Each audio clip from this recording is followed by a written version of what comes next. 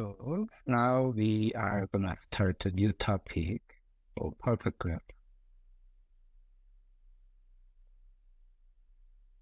So we are still discussing about the graph coloring.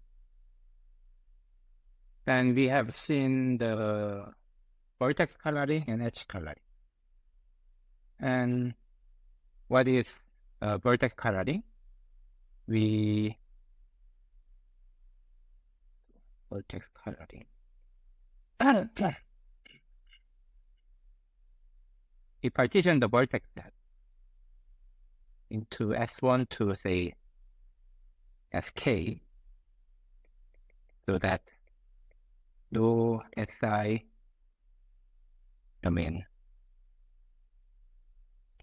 so that let's see, no two elements in on H is contained in any of Xi. And what's the edge coloring?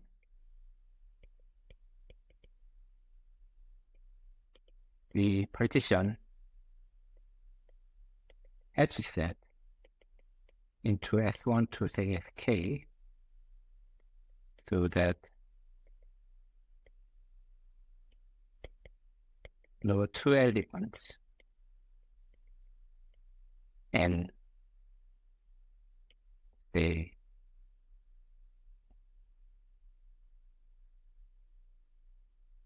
in a star at center that vertex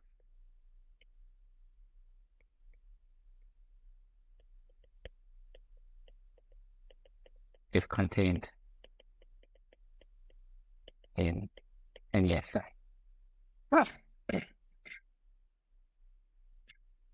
So there are some similarity. Of course, they are both coloring. So what we want to do, we partition certain set S into S1 to say Sk, so that while doing this partition, there are some sets Q1 to say Qt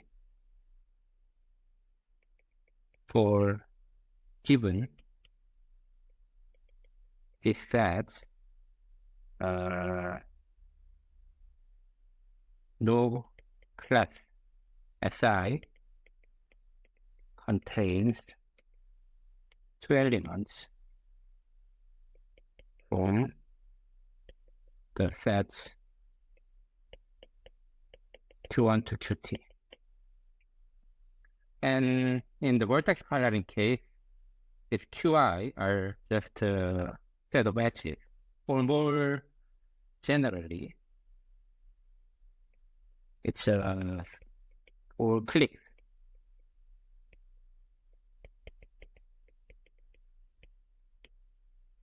So you consider all maximal clicks in the graph. Then, no two elements in the click have the same color, and that's same as a proper coloring. And for edge coloring, proper edge coloring, the Qi was the set of edges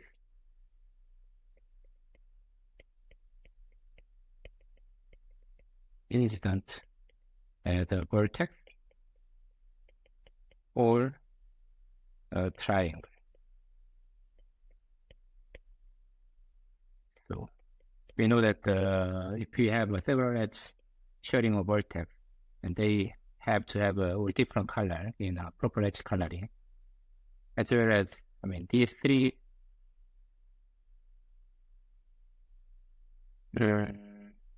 okay, maybe the later one does not really have to be included, as long as this star and this star and this star are all included, so the first one is enough.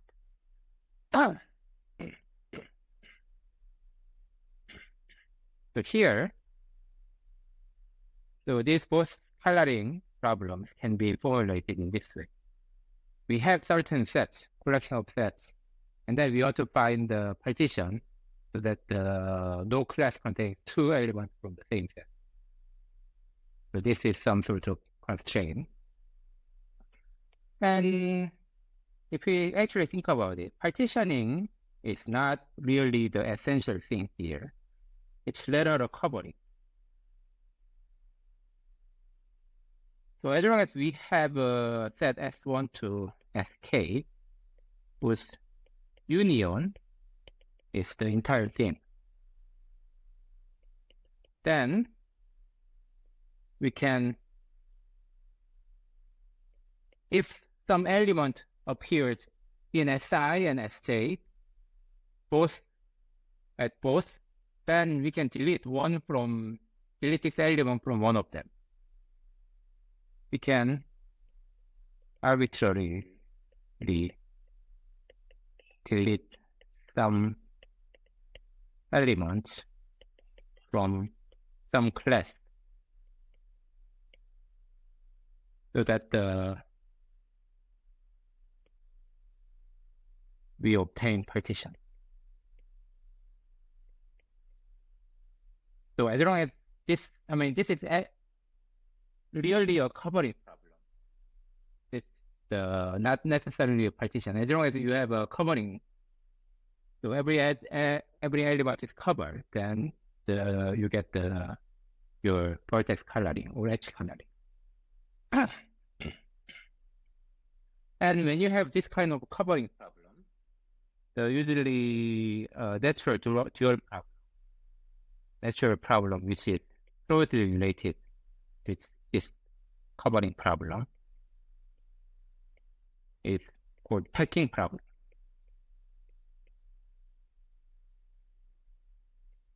What is this packing problem?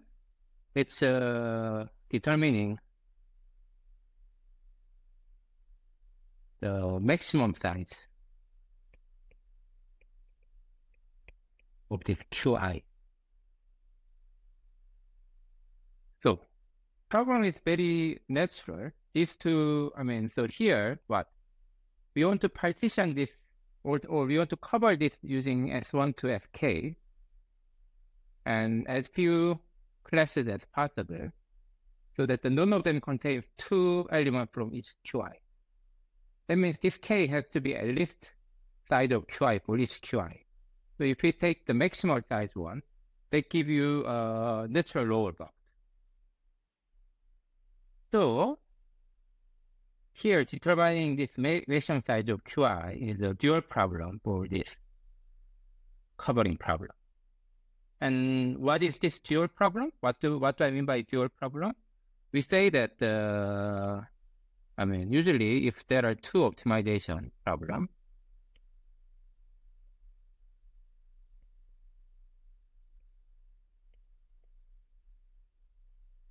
we say that there are dual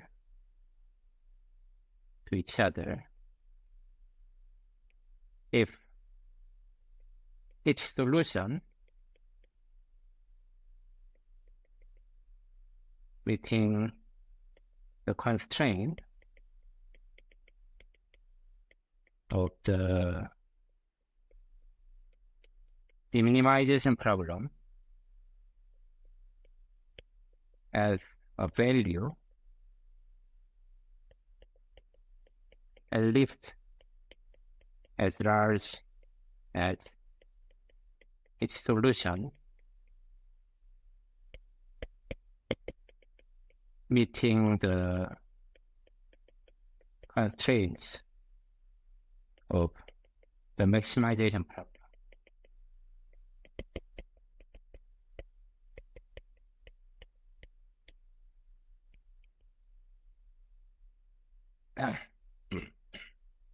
So for vertex coloring, what's the minimization problem?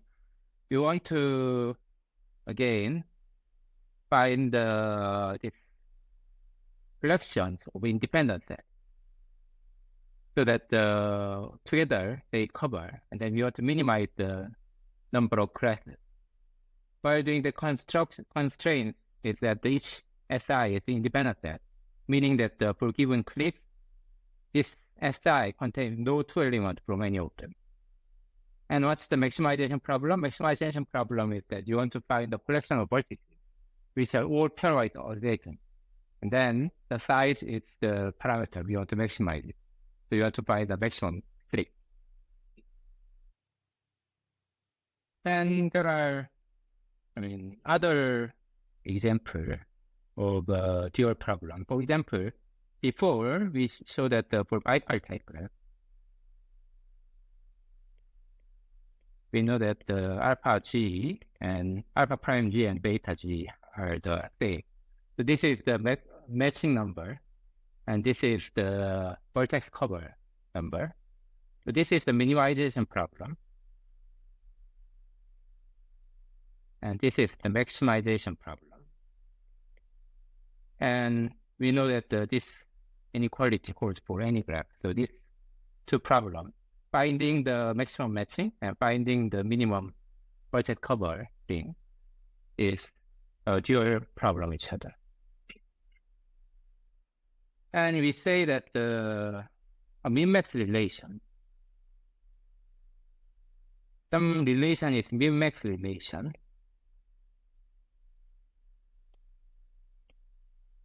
So let me highlight this.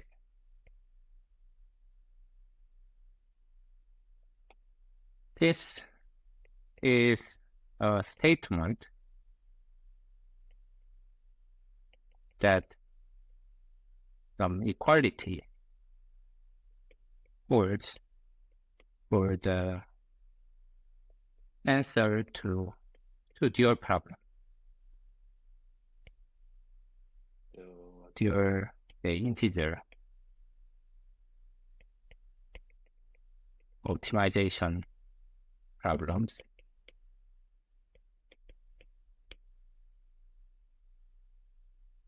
They for not necessarily for all, but for some family of instances. So for example, this Koenig-Elderberg theorem that for bipartite graph, for this special instance, these equality holds. So these two are dual problems. So for any instance, this is inequality. For this equality holds. So this is one example of min-max relation. And why this min-max relation is useful? Usually, in many instances, if you have a min-max relation, this often implies some effective algorithm.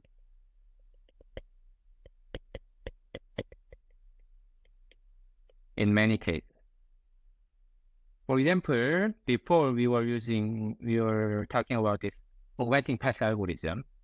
There, we actually use this algorithm to find the matching where matching, and then it also gives you this vertex covering, which has same size as matching. So, it's not directly that, but somehow that's an incident that this min-max relation kind of give you a good algorithm.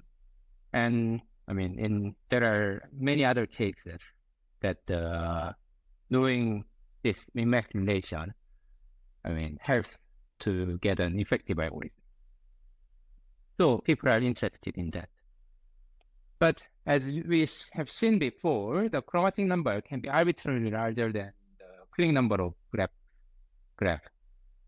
So the min-max relation does not hold for this optimization problem between the Killing number and chromatic number. Okay. However, we want to explore such a min-max relation between those two parameters. If we don't have equality for general graph, then for what graphs do we have equality? So that's kind of a theme here. Before that, let's define one more parameter. Let's say a click covering of a graph G is a partition of the vertex set into clicks.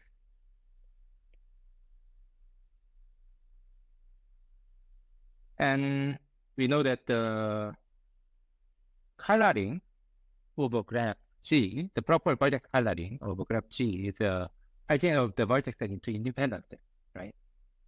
Then this introduces 4 natural parameters. So, okay, we let its theta of G be the minimum size of click covering. And we have these 4 natural parameters: independence number, click number, chromatin number, click covering number. Then what? We know this dual relation.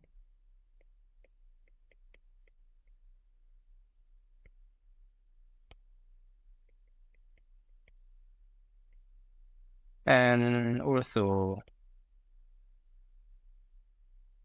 this relation.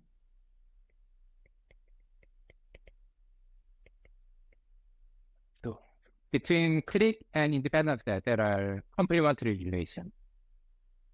So if you consider the complement of a graph, then independent set in here is the click, and click here is independent set. So we have this equality. And as here, click covering is partition of the vertex into click, and vertex coloring is partition of the vertex set into independent set. So this equality holds. And this naturally, translates into here. So this is chi of G complement is at least click of G complement. So you apply this relation on the complements, then you get this.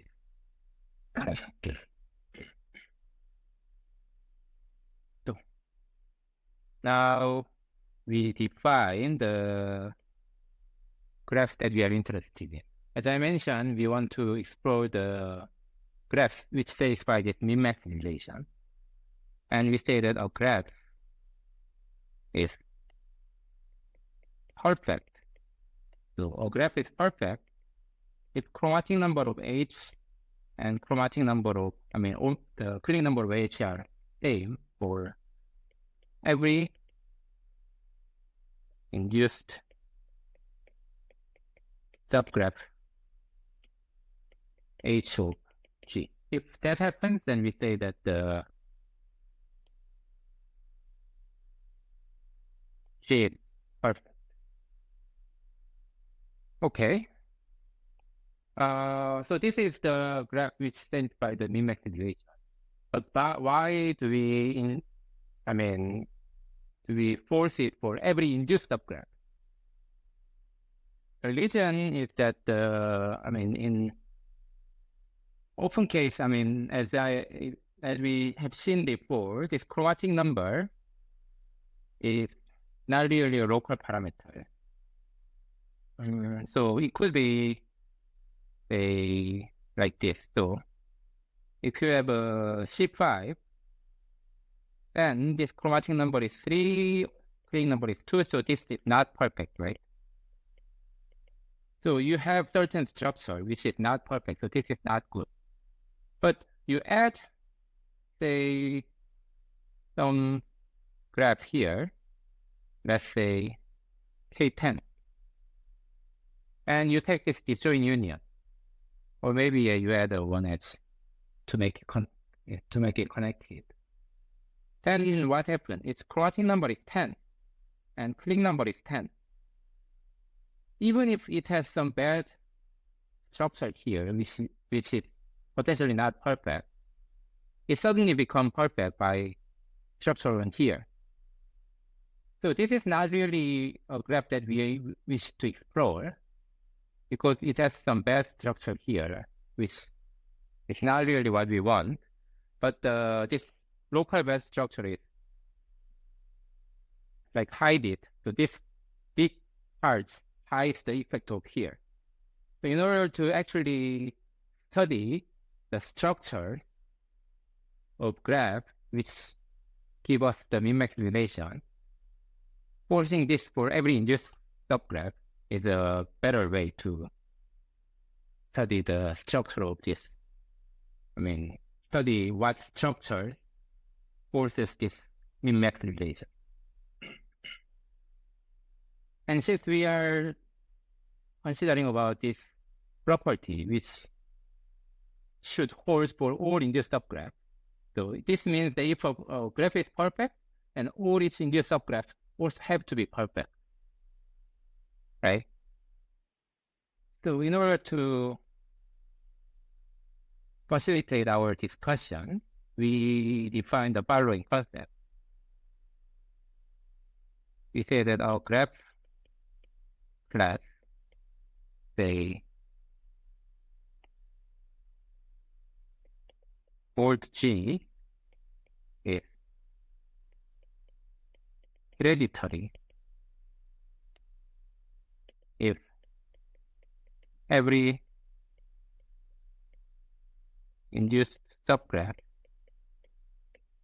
of a graph in this board G is also in this board G. So somehow it's called hereditary because this. So when we say a graph property, it's same as the graph class. What is graph property? Let's say connected. Being connected is graph property, right? That's same as class of all connected graphs. So you put some graph in this graph class, and then your property is just saying that you say a graph is connected means that you have this class of graph that you described, and then you say graph is connected. That means that your graph is in here. If your graph is not in here, then the graph does not satisfy the property. So graph property is nothing but a class of graph. So those two are the same thing. So these are the property that inherits to its induced subgraph. So we say this graph class or graph property is hereditary if this holds. Okay, and we want to discuss, what graphs are perfect. Okay, so we define this perfect graph, and then we want to see some examples. And one of the such examples are something called Koldal graph. So we want to define what Koldal graph means, and then we want to show that the Koldal graphs are perfect. And maybe it's a good time to break the lecture into two. So we take a break, and then in the next video, we learned about what are the Koldal graphs and then why they are perfect.